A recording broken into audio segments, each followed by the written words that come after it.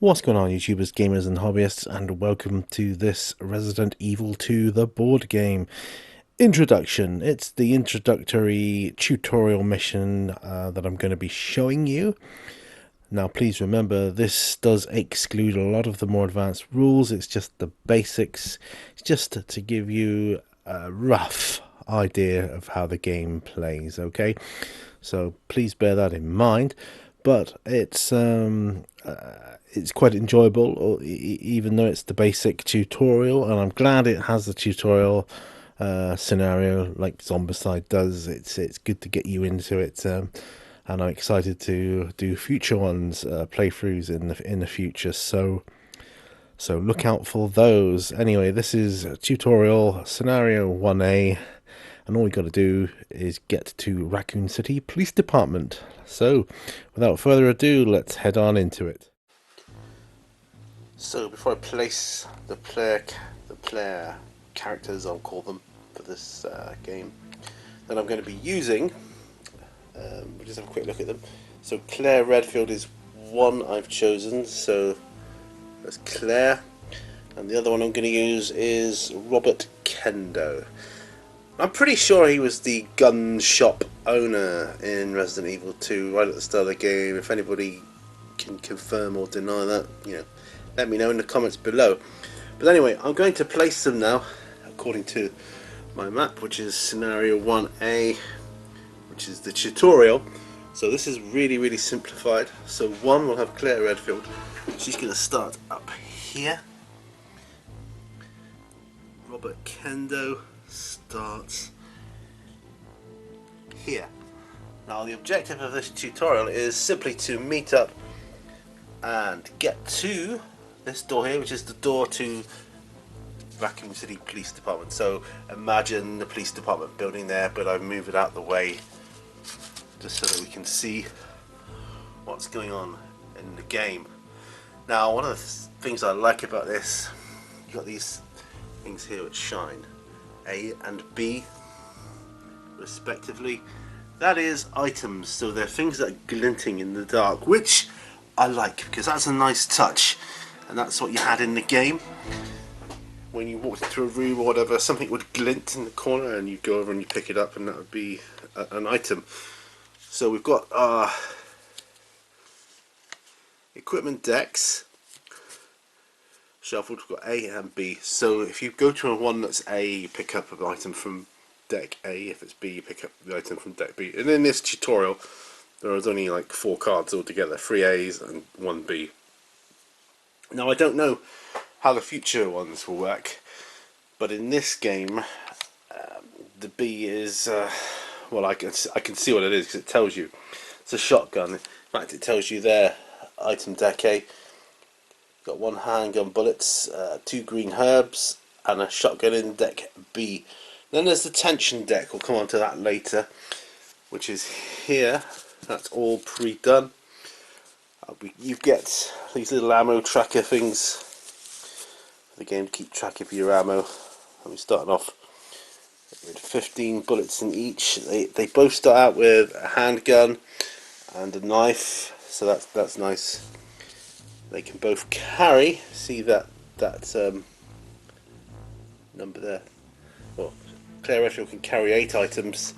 Robert Kendo can only carry 6, and he's only got 1 dice to use for evade, whereas Claire's got 2. So she's seems to be a lot better than him. Anyway, I've placed their ammo things there. So I've got the shotgun one ready. Which has seven shots in it. That's should we happen to pick it up. But do I deem it, good enough to go there? Now, if I was playing the campaign, I could take it with me, obviously, for the next scenario and so on. So I would definitely try to get the shotgun. I'm not even sure I'm going to try and get all the items I may do, because I'm going to have to go past them to get to my objective, which is the exit there. So as you can see, the tiles are dark, as I've said in my initial first thoughts, and it probably looks a lot darker on camera than it is actually in real life. But that side, it is actually good when you paint the bases of your miniatures black, because they tend to blend in quite well. Got the zombies all placed. Now these red lines all represent walls, otherwise you'd have to have like, it'd be like a zone mortalis little setup there, and you know we can't do that. So we're going to come on to that in a moment. Dice are here. Now we don't need this encounter dice, and we don't need these red dice. All we're going to be using for this is the blue dice, because this is the tutorial, and we're going to run through how it all works. But remember, the rules in the tutorial are a lot more simplified, and there's a lot more rules in the actual main game when we do come onto it eventually. But for now, I'll work through them as we go along. So I'm controlling these two characters here, Robert Kendo, Claire Redfield. Now, unlike Zombicide, in Resident Evil, when you have a go, you like a character has a go, then he responds for the zombies, and that happens with each member. So if I did Robert, I moved him, did what I needed to do, then I'd have to do the moves for the zombies, do their move, and then I'd move Claire, and then I'd do the moves for the zombies, and so on. It seems to be a lot harder. There's a lot less zombies, but it's not a horde situation here. It's more it is literally survival horror. And I'll show you as I go along. We get 4 moves, and I'll go through that in just a moment. Right, now the other thing I neglected to mention was you need to take out cards for your enemies, because it's got their stats handily on it. Don't really need to worry too much about this top row for this tutorial game, because that's involving other rules that we'll come on to. Essentially what you need to know here is this little symbol on the left here. That's the range. It has a range of 0, so it has to be in the same square to attack you. When it attacks, it does 1 damage. If it does a suicide lunge, it can attack you from one space away, and it hits you. But if it does do that, the zombie is automatically killed, basically.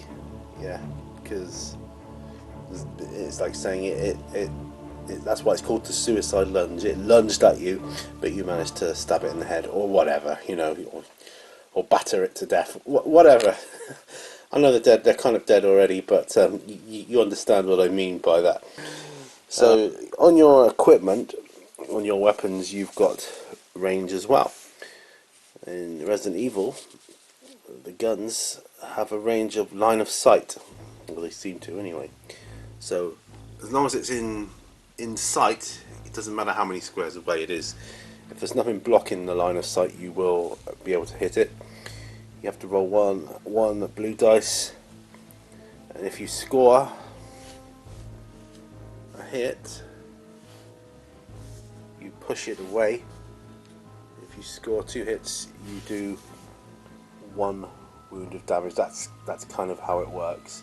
This little symbol here means it's got a rapid fire option, which means, alright, you can either just shoot it 1 at a time, or if you want to spend an extra 1.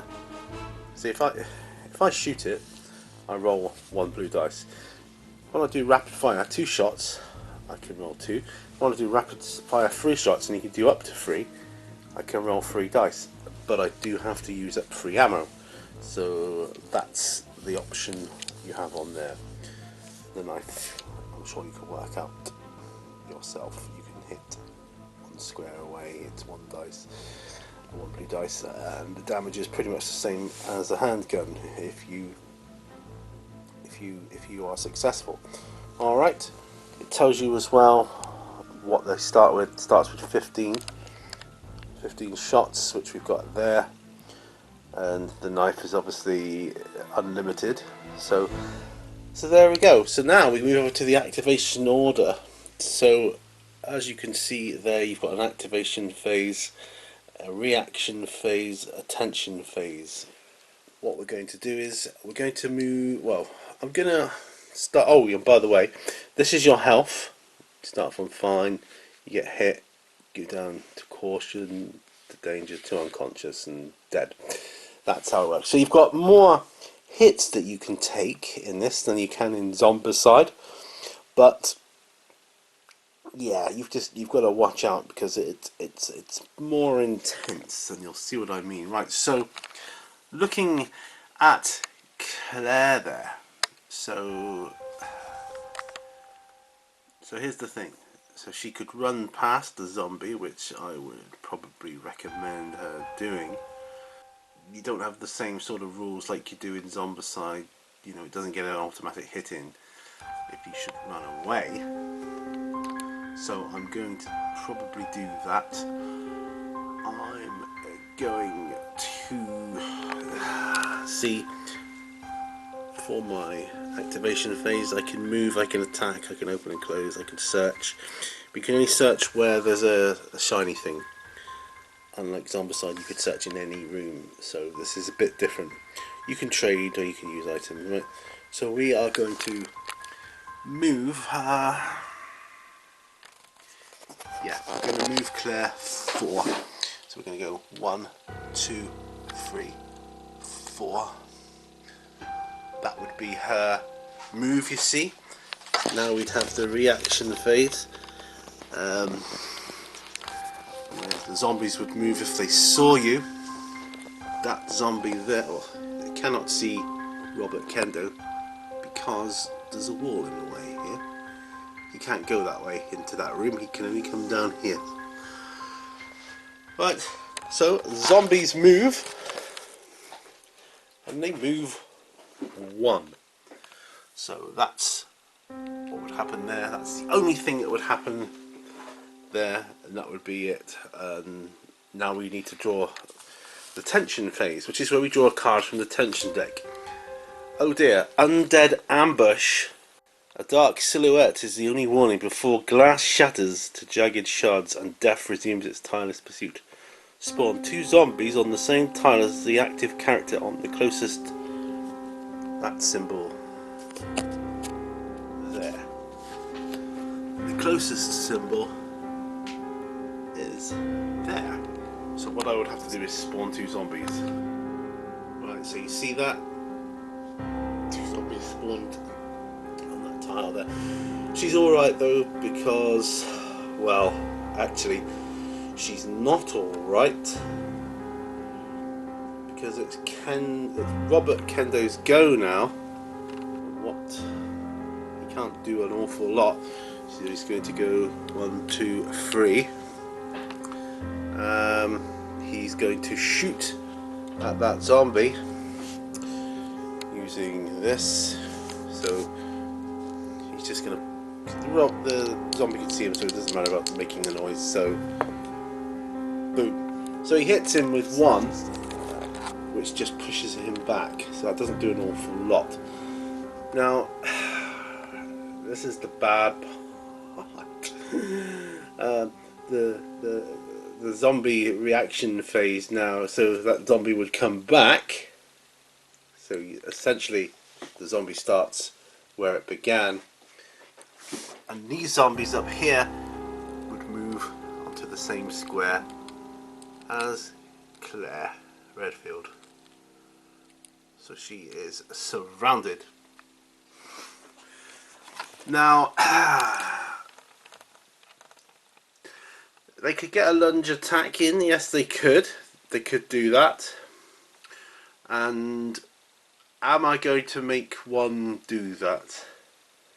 Well, I'll tell you what. I'm going to roll the dice, which is the encounter dice actually. Odds, one of them does a lunge attack. It's 4, no. So she's fine. There, I left it in the hands of the dice gods there. So for youth, right? Now it's another tension phase, which means you draw a card from the tension deck. All clear. The wind scratches across empty streets. Loose detritus, the only movement in the unmerciful stillness.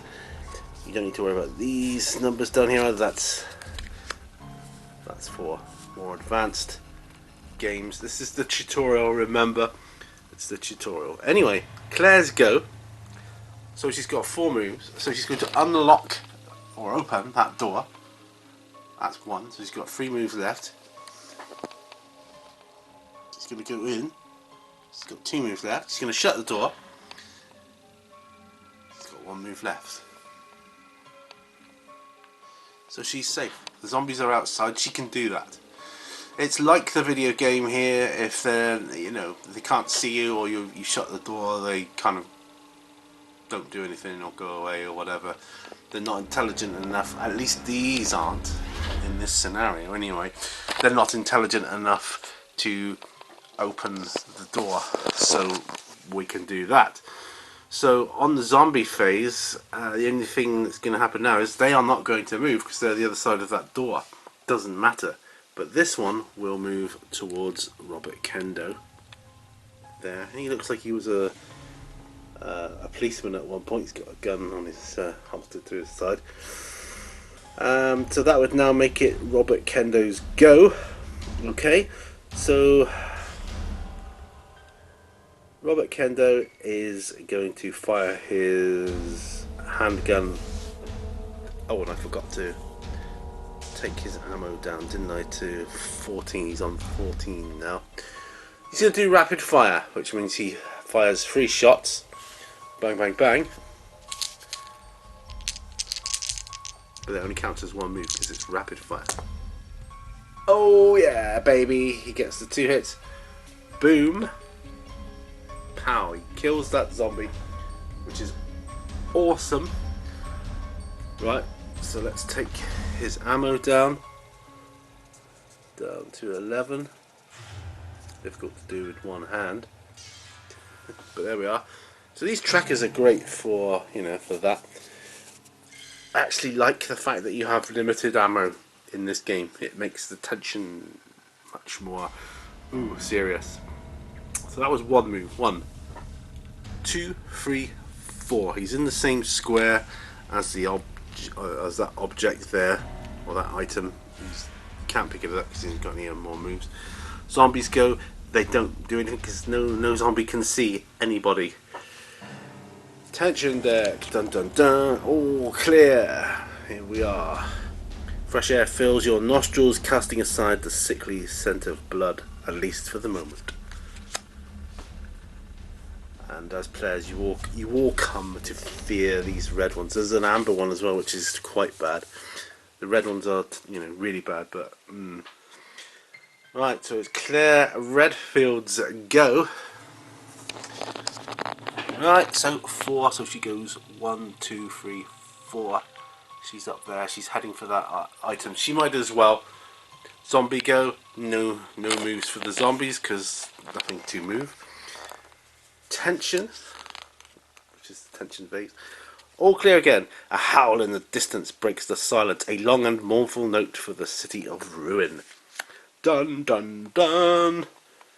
Right, Robert Kendo's go. Right, he's going to pick up that there item, and I don't know if the camera can pick it up, but it is item A from deck A. Alright, so he picks that up. We'll just move that off the board, and he picks up handgun bullets. Discard this card to increase the character's ammunition dial for a handgun, custom handgun, or Colt SAA by 8 points. There's different all different manner of guns and weapons in this, which is cool. Right, so that's 1, 2, open the door, 3, 4. We'll just replace that with an open door. Now, you can move diagonally in this game. So you can go, that zombie would take 1 move to get to him. Excuse me, just saying.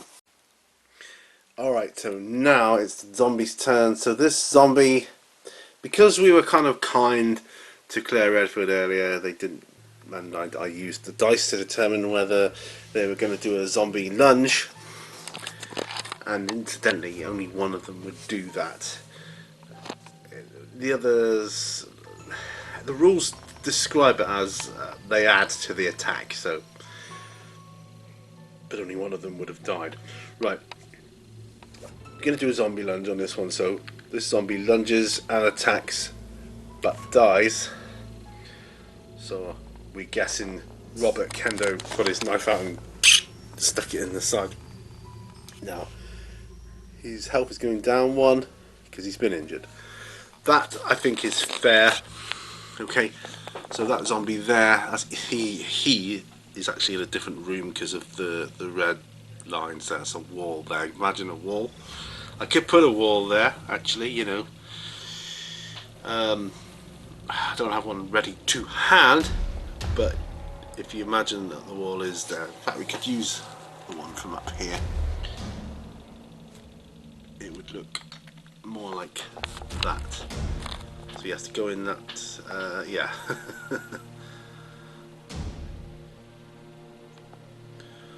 Right, so that is the zombies go tension phase now. Tension phase. So draw a card from the tension deck. Dun dun dun. All clear.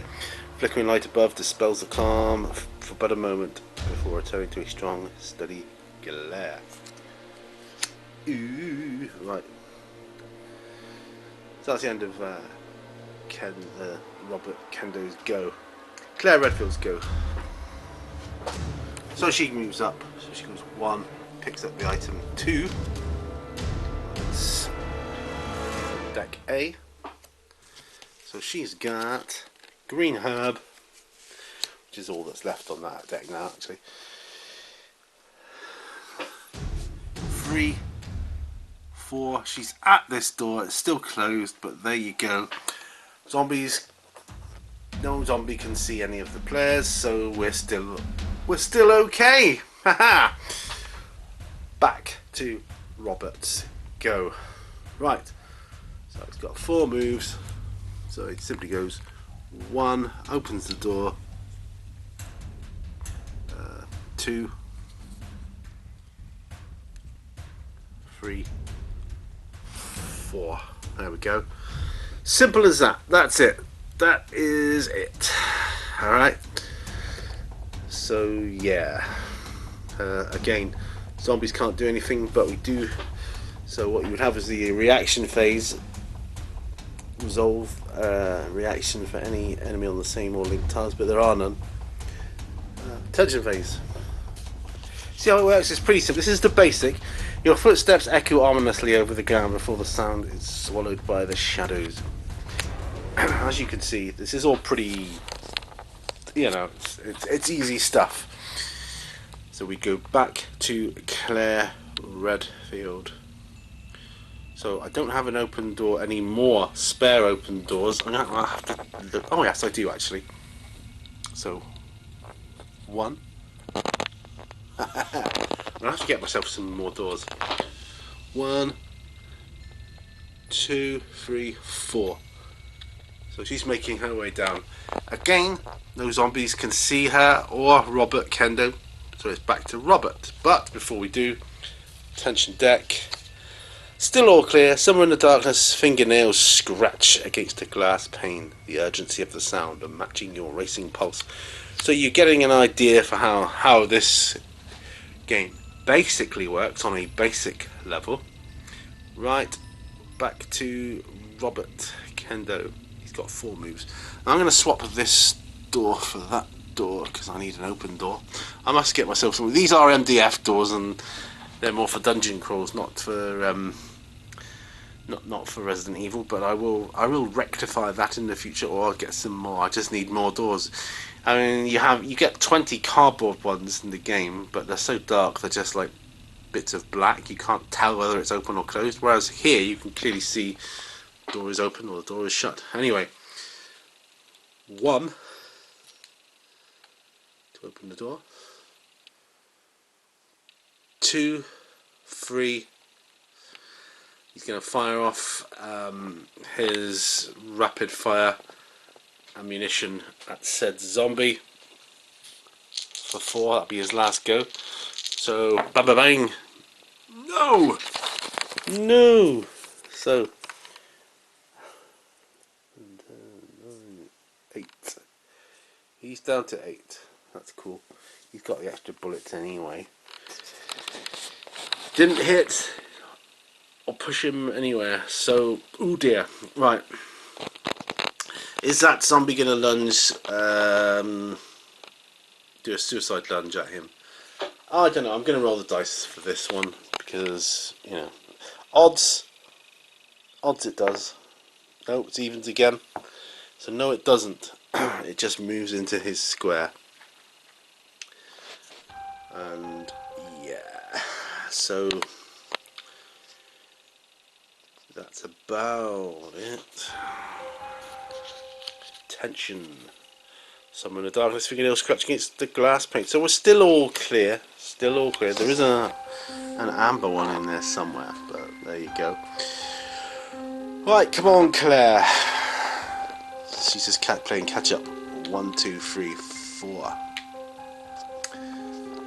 Zombie's going to attack. Right, now there's the interesting bit. Now the zombie can attack Robert Kendo. It's in the same square, so it gets an attack of 1 in. So what that means is he has to evade. So he has to roll one of these symbols in order to evade. Sorry about that, I had to look up. Right, so it's evade rolls. These are what you call standard bases, standard size bases. And there's large, and you know, and so on. And there's bosses and all that. He only needs to roll either of these, any of these, to evade. So come on, evasion roll. No. So he takes another hit, basically, and the zombie is still alive. It's his go now. So what's he gonna do? So he has the option now. Does he? He's got 4 moves, so I guess he could try knifing the zombie that's in his square. So he's gonna try that. Nope. So that's 1 move. So he's got 3 left. Gonna try again. 2. Look at that. Bang bang. That means he stabbed him well enough to kill him. So that's 2, 3, pick up the item 4, which is green herb. Discard to heal the character or another character in the same or adjacent square at 1 level. He's going to use it now, so he's discarding it to heal himself 1 square back up towards fine. See how that works there? Yeah. These are actually, I actually prefer these to the ones in the classic Zombicide, because the plastic trackers were so tight on the cardboard you could hardly move them. They were much better and improved in Zombicide Invader, but these are good because you just slide them along, you know. So he's used his. Right, zombies, nothing to move. Tension, bait. All clear. Howl in the distance. Claire's go. 1, 2, 3, 4. So she's up there.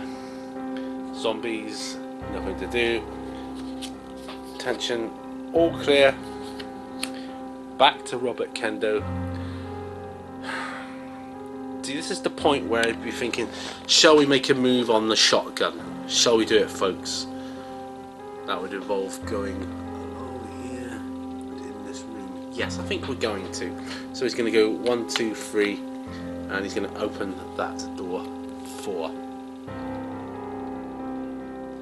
Now, although we're on the same tile as this zombie, he cannot see around the corner. So he wouldn't come towards us, not until we make a noise, i.e. shoot or whatever.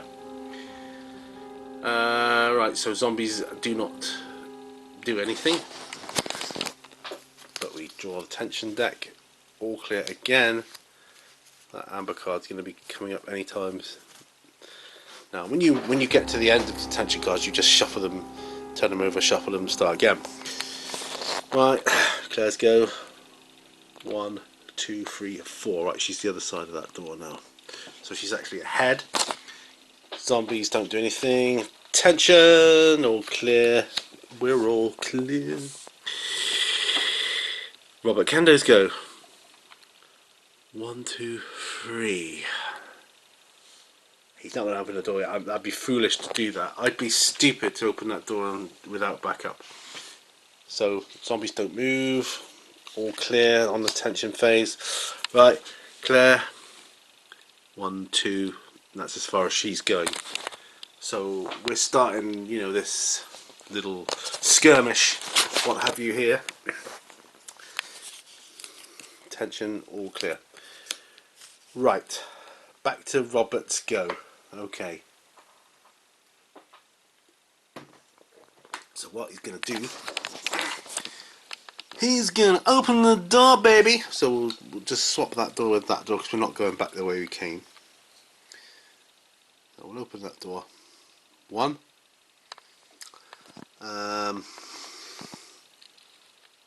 2. 2. 3. Pick up 4. Which is, of course, the shotgun. So he now has the shotgun. Right, shotgun. You can. It's not rapid fire, but you can roll 2 dice at a time for each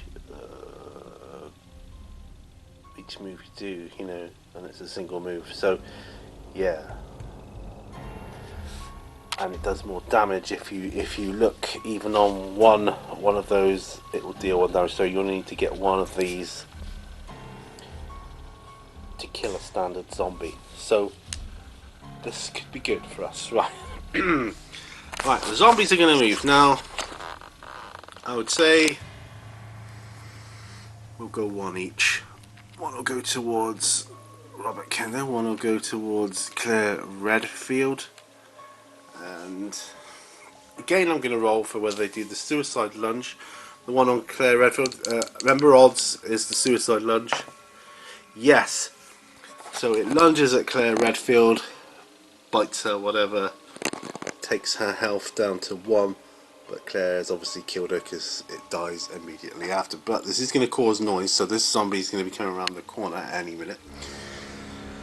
1 on Robert Kendo. 2. No, he's good. So he didn't do a suicide lunge. Right. Zombies go.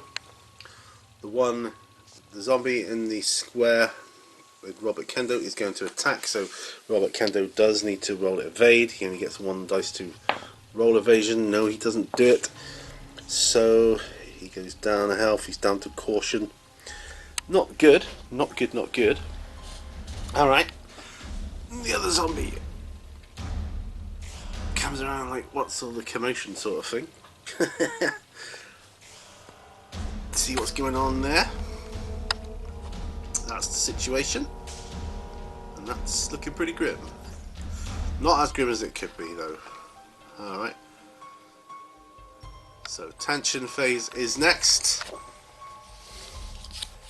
And we still get the all clear. Fresh air fills your nostrils, casting aside the sickly scent of blood, at least for the moment. Yes, because there will be blood in plenty, I'm sure. That means it's Claire Redfield to go now. Right, so she is going to take a shot at this guy. And she's going with rapid fire options. Right, so 1 rapid fire. Bang, bang, bang. Yep. Killed that zombie. Takes her ammunition down. 1, 2,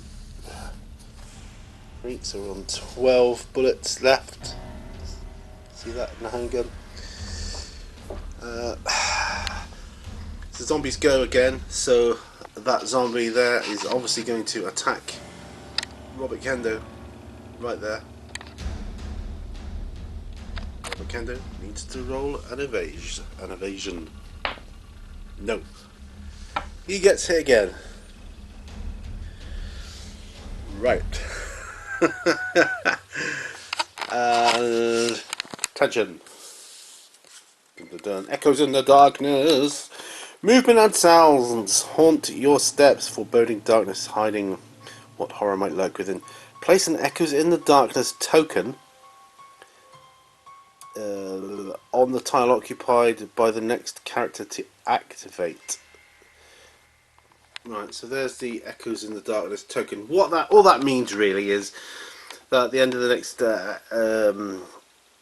if a character is on the same tile as this token, at the beginning of their tension phase, they must draw 2 additional cards. So Robert Kendo's got to get out of there before his tension phase, or draw 2 additional cards. And I think he can do that quite easily. He can go 1, 2, close the door, 3, 4, and be like, do you know what? Let's get the heck out of here. Zombies cannot move. There's nothing to move. So what that would have meant was drawing 2 more of these cards. We know these are going to be all clear, so that's fine. Clear Redfield to go. 1, 2, 3, 4. Yep. Zombies. Attention. All clear. This is where you turn the cards over and shuffle them up. So they're all shuffled. And Robert Kendo's go. So 1, 2, 3, 4. Zombies go. Nothing to move. Tension all clear. So it starts again. So we do not know what cards are going to come up. We've got that red one which will cause an attack. We don't want that. Right, Claire Redfield. She goes 1, 2, 3, 4. So that places her by that wall with the help graffiti on it. So a zombie can't see her. Can't see Robert Kendo either, which is good. So we just draw a tension card. Dun dun dun dun dun dun dun dun dun dun. Right. Robert Kendo will go 1, 2, 3, 4. He might as well go there. No, 3. He can shoot there. No line of sight. Actually, I don't think he can because of that wall. I'm not going to look it up now, but I don't think he can. But if he can't, then neither can the zombie get to him. Neither can the zombie see him. I mean, I know for a fact there it can't. Going around that there, so I don't know. To me, it would make sense that it can't hear either. I'm just going to keep it consistent for the sake of it's a tutorial scenario. So yeah, that, and I want a nice easy ride here. So zombies go, nothing to move. Tension phase, all clear. Claire Redfield to go. So she goes 1, 2, 3. Open the door. 4. She's in essentially the safety of the police station now. Raccoon City Police Department. We'll put it up there just to show that's what it is. Zombies go. No. Tension, all clear. Robert Kendo's go. He does the same. 1, 2. He's in. And yeah, that's it. Scenario over. He managed to get through. He's still got 8 bullets left on his handgun. As you can see here, he's got handgun bullets still. He's got the shotgun, and he's got the shotgun there. But he is below caution on his health. So whether Claire Redfield would heal him, I would assume she would, because she's still on. Well, she's got 1 damage, but I think if it was another player, I would offer them, healing, because you're a team after all, and that would make perfect sense. So, although she's got there, if you look at this, once she's got a special ability called Made in Heaven. Alright. Once per scenario, Claire may spend an action to heal another character on the same tile by 2 levels. So she could heal him anyway. They'd be on the same tile in the police station. So she could spend an action and do that, move him back up there essentially, and not even use the herb. Yeah, so that would be pretty cool, pretty sweet. She could use the herb for herself and heal him again. But yeah, so that's essentially Resident Evil, the very, very, very basics. But there's a lot more to come yet, more advanced stuff. So please bear with me. Thank you for watching. This has been it's scenario 1A. It's getting to the police station. That is it. So next we'll be getting ready to play scenario 2A, and then I'll be looking at the scenarios in the books. But we've got additional game rules here. We've got tile encounter levels, terrain elements, all sorts of stuff. We've got stairs and that to cover yet. But for now, scenario 1A, getting to the police department. We did it. There. That's the 3rd time I've done it now. Actually, I died the first time I tried it on my own. But that's the 2nd time I've done it. And the 1st time I've done it on my own. So I've tried twice on my own and done it once, that one there. I've played with my wife and we managed to complete it as well. So we did alright. Anyway, but we didn't bother getting the shotgun on that one. It was just yeah, I think based on how the scenarios are going to work, I think that campaign mode would be the better option for playing, the more fun option, and so we could keep our equipment and so on, and make more of a story out of it. And the only trouble is we'd be more invested in the characters, so we're going to be more devastated if they die. But if any of you die, you all lose the game, so it's not really a good option to go for. But anyway, thanks for watching. Remember, all brats lead to war. This has been Resident Evil 2, the board game. Signing out. Bye bye.